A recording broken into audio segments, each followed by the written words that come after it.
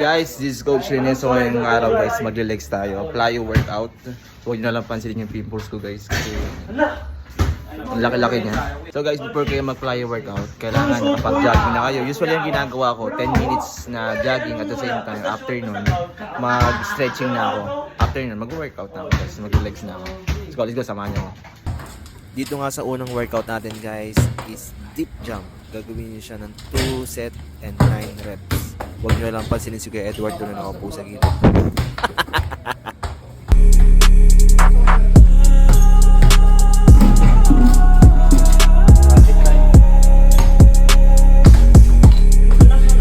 Next plyo workout natin is seated jump. Same pa rin. 2 set and 9 reps.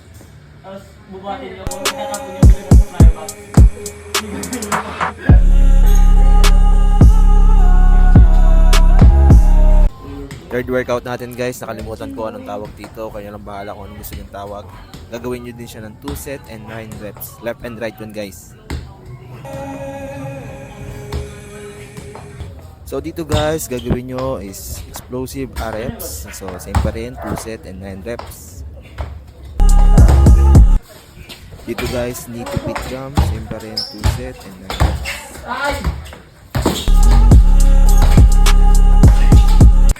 Dito guys, ang gagawin nyo is 2-step approach jump. Gagawin nyo siya left and right. So papraktisin nyo to kung paano kayo tumalon.